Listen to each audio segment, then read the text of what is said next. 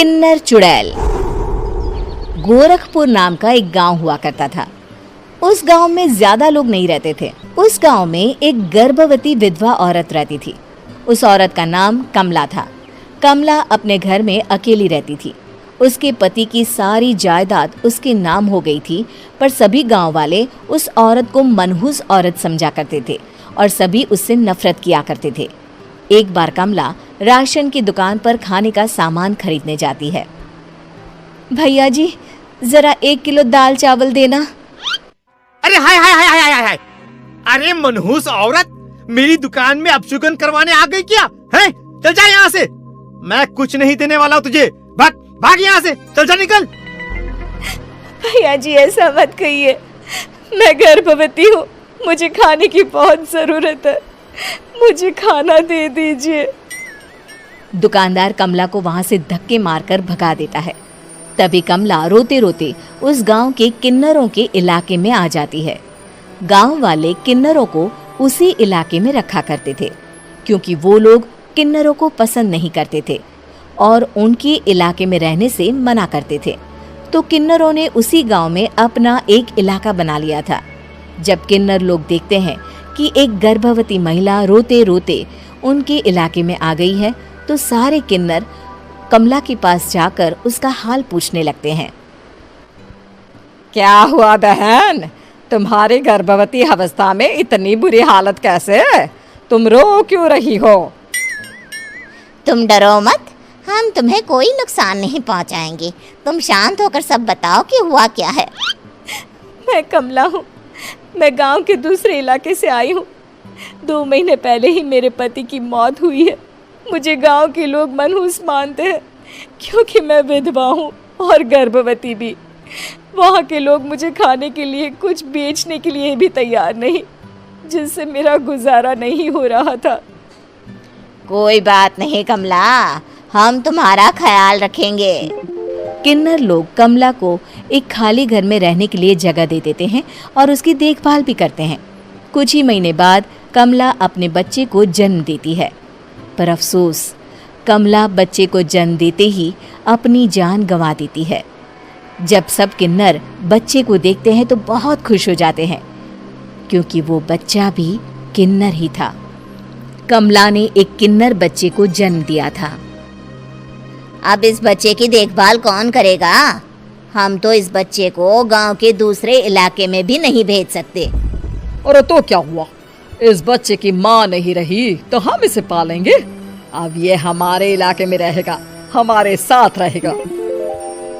फिर वो किन्नर उस किन्नर बच्चे को गोद ले लेते हैं, उसका नामकरण कराते हैं। उस किन्नर बच्चे का नाम शक्ति रखा जाता है। देखते ही देखते शक्ति बड़ी होने लगती है। उसके रंग रूप बहुत सुंदर थे।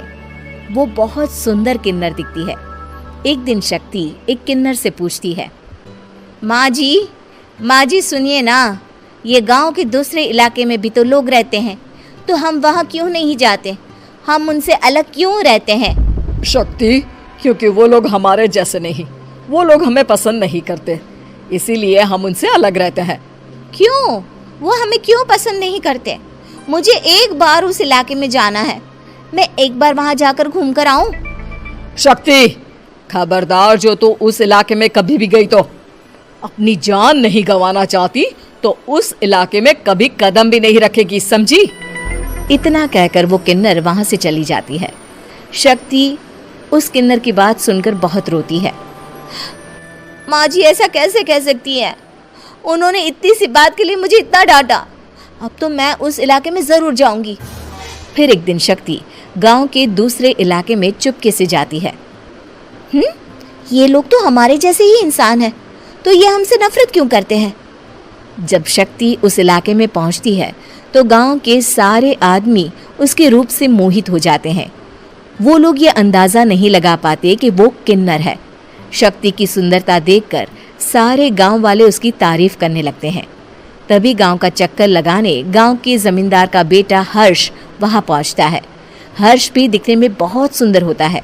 जब हर्ष ने शक्ति को देखा तो वो भी उससे मोहित हो गया, और जब शक्ति की नजर हर्ष पर पड़ी तो वो हर्ष को देखकर मोहित हो गई। आपको पहले कभी इस गांव में देखा नहीं। इस गांव में आप नए हैं क्या?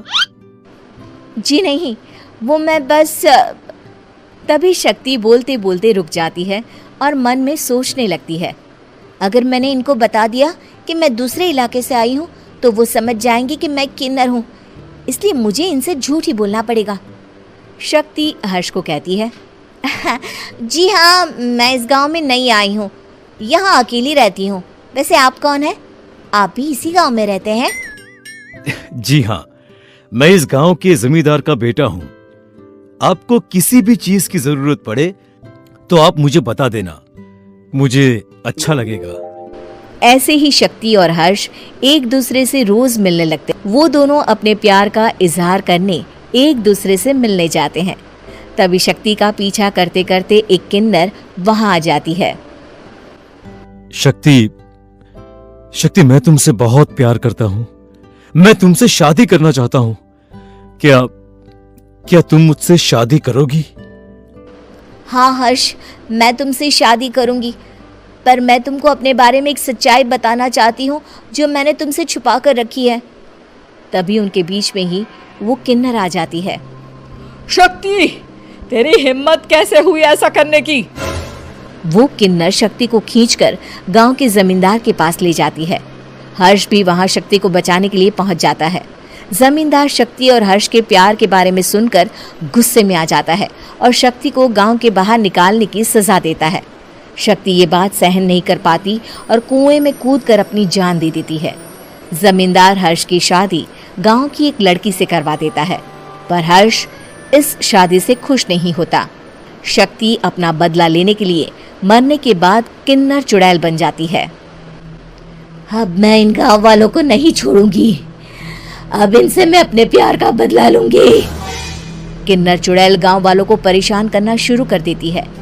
एक बार वो रात को गांव के खेतों में पहुंच जाती है और वहां आग लगा देती है। सारी फसल जल के राख हो जाती है। जब एक आदमी रात को उठकर देखता है कि खेत में आग लग गई है तो वो वहां पहुंच जाता है। वो देखता है कि खेतों के बीचों बीच एक किन्नर चुड़ैल खड़ी है और वहां खड़े होकर ताली बजा रही है। गांव वाला किन्नर चुड़ैल को देखकर बेहोश हो जाता है। जब सुबह उस आदमी को होश आता है तो वो सीधा जमींदार के पास जाता है। अरे जमींदार साहब, अरे वो किन्नर चुड़ैल ने मेरी सारी फसल जला दी। अब मैं क्या करूंगा? क्या होगा मेरा? जमींदार चुड़ैल किन्नर का नाम सुनते ही सब कुछ समझ जाता है। अब वो बहुत डर जाता है। उसी रात को जब जमींदार डर के मारे अपने कमरे में सो नहीं पाता, तभी वहां अचानक से किन्नर चुड़ैल आ जाती है। किन्नर चुड़ैल जोर जोर से जमींदार के आगे खड़ी होकर हंसने लगती है और ताली बजाने लगती है। जमींदार उस डरावनी किन्नर चुड़ैल को देखकर बहुत डर जाता है। तूने मेरे साथ बहुत बुरा किया, अब मैं तुझे जान से मार दूंगी। नहीं नहीं नहीं नहीं, नहीं। मुझे माफ कर दो, मुझे मत मारो। मैं कभी ऐसा दोबारा नहीं करूंगा। अब तुम जो बोलोगी वही मैं करूंगा। ठीक है, मैं चाहती हूँ कि किन्नर इलाका गांव के इलाके से जुड़े और गांव का कोई भी आदमी किन्नर समाज से द्वेष ना करे, उससे नफरत ना करे, नहीं तो मैं सारे गांव को मार दूंगी। और तुम गांव में एक नया कानून बनाओ कि अगर किसी ने भी किन्नर समाज को हानि पहुंचाने की कोशिश भी करी या इनसे भेदभाव करने की भी कोशिश करी तो उनको कड़ी से कड़ी सजा मिलेगी। हाँ, मैं ऐसा ही करूंगा। तुम जो बोलोगी वो मैं करूंगा, पर मुझे जाने दो प्लीज। तब वो किन्नर चुड़ैल वहां से चली जाती है। गांव का जमींदार किन्नर चुड़ैल का कहा मानते हुए दोनों इलाकों को एक कर देता है और नया कानून भी लागू कर देता है। तब से वहां किन्नर समाज और बाकी गांव वाले शांतिपूर्वक रहने लगते हैं।